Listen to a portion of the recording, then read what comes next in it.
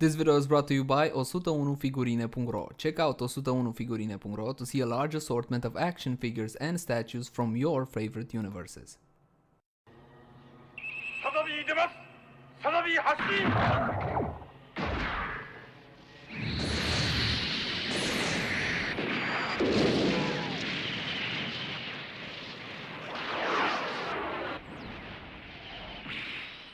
Hello and welcome back. As always, my name is Laser, and today on the turntable, perhaps one of the best master grade kits Bandai has ever put out. This is the Sazabi Verka from the movie Char's Counterattack.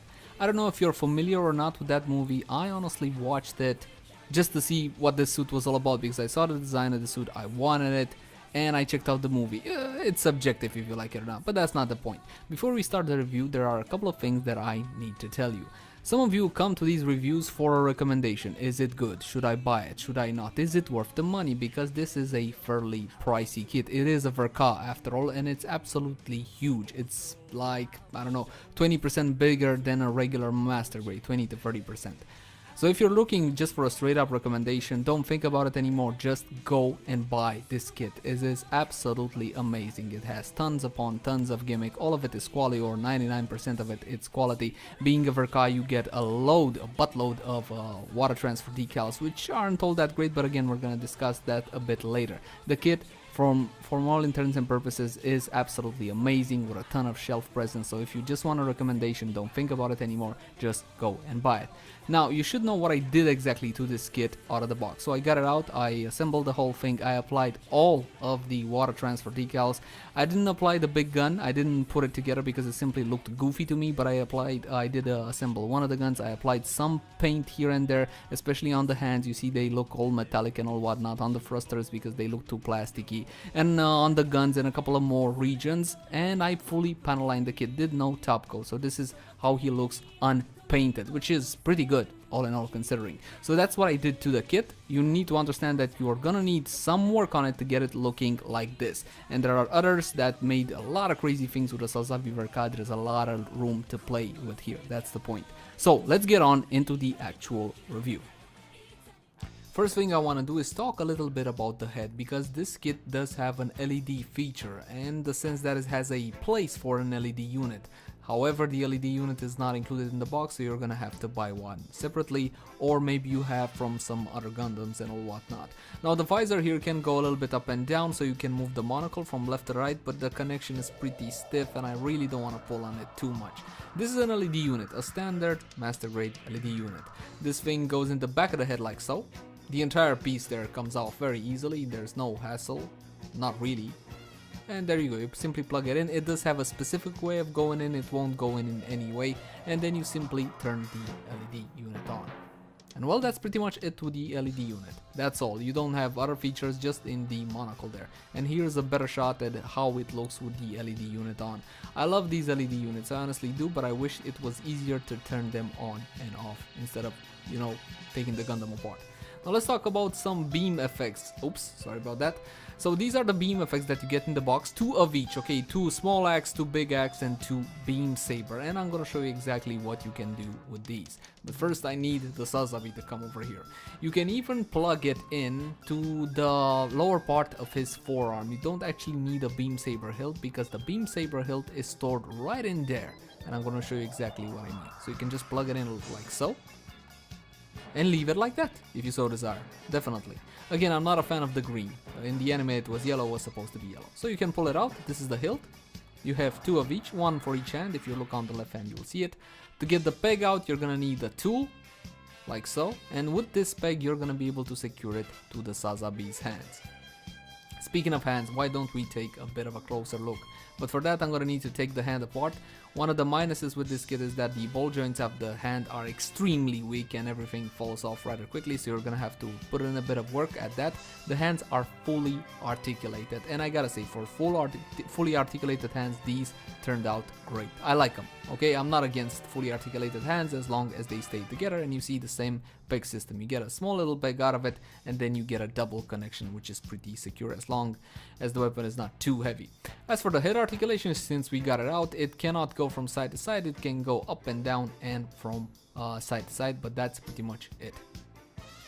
Next, we're gonna take a look at the shield. Now, the shield can be connected in many ways. I have it connected to the inside part of the shoulder blades in there. I'm not sure if you can see that. It's a pain to get on and it's a pain to get off.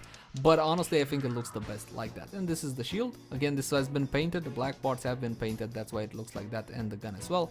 And also here you can store the double axe hilt. I want to say this can come apart into two separate axes if you so desire. I keep it like this. I think it looks better. And I kind of did a bit of a light gunmetal on it, so it looks more metallic. And again, this is the shield.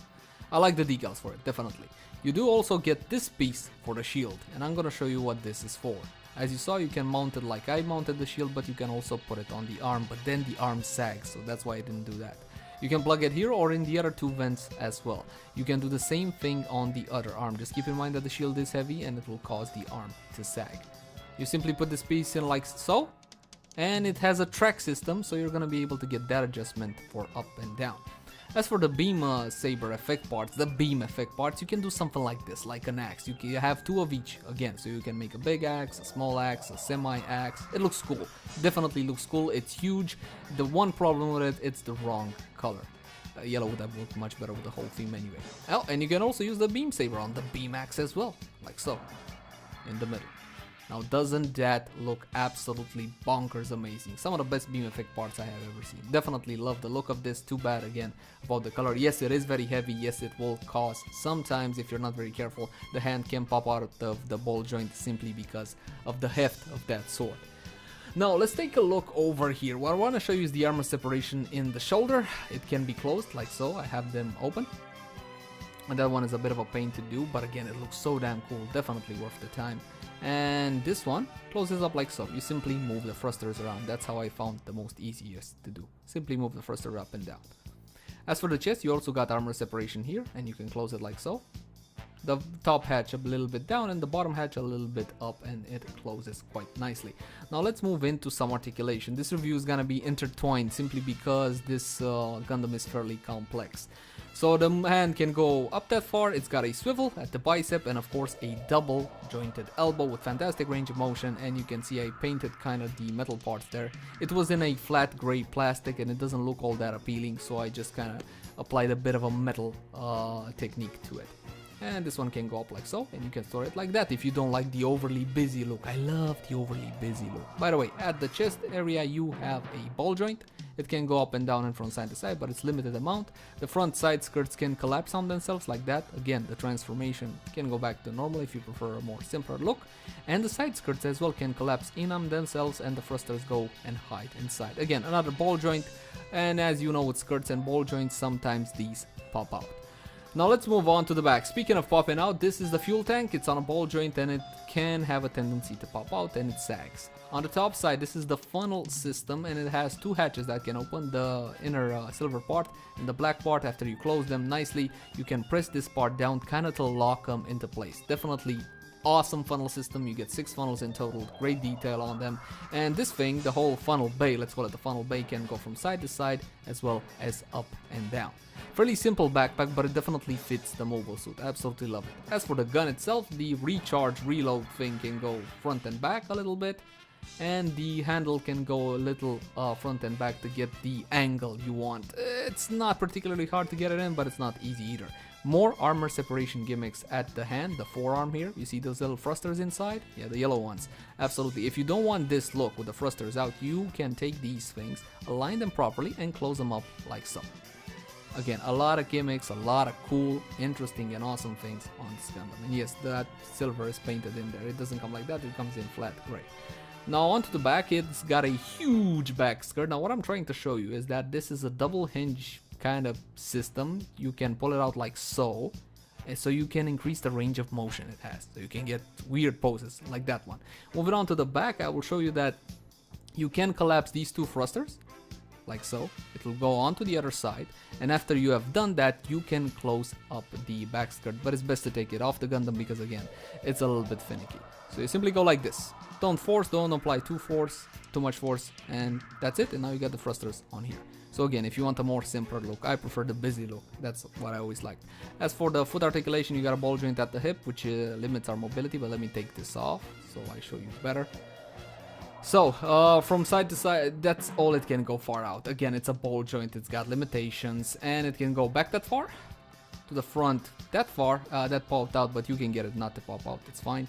As for the knee, fantastic armor separation and double jointed knee with fantastic range of motion. I'm surprised considering the size of this guy. He's pretty big. Now moving down to the lower part of the foot, you will see that you can open up this panel here and you got a thruster inside, of course, everywhere. Thrusters to the side panel, again, another big ass thruster, of course. And it can collapse on itself like so. It closes up if you want to hide the details and all whatnot, and you can do the exact same thing on the other side. And to the back thrusters, you get 3 back thrusters that which you can also hide. But first the foot, you got a middle joint at the foot, up and down. And the toe can only really go down, which is weird. The heel can pop out like that, and it can also, wait a second, here we go. I needed my tool there, my toothpick, to get these things out. You see, it's got these little hooks that it did have in the anime, if you guys remember, and you can pull them out like that. Now, how do you get this part in? It's got 3 settings in which it can be, and you gotta be a little bit gentle with it to understand how the mechanism works so you don't break anything. And this, once again, can collapse on itself just like this. And now you get a more cleaner, simpler look with everything tucked in. It depends on you how you prefer. Again, you do have that option, and I love the armor separation gimmicks on this thing. So, let's kind of draw our conclusions. I apologize, this review is a little bit funky, a little bit flaky, but again, this is a hard model to review, and I didn't even present everything. It comes with a lot of stuff in the box. It comes with 2 awesome guns. One of the guns can combine with another gun from the Sinanju Master Grade Verka kit, and it can make a special gun for the Sazabi. I think it's some kind of a flamethrower. Definitely keep that in mind. Awesome beam effect parts, but they're the wrong color. The articulation on this thing is absolutely amazing considering its size. The armor separations, absolutely awesome. I cannot overstate how awesome this guy looks with all the armor pieces come out and all whatnot. It's got a lot of shelf presence. It's got 3 tones of red on it.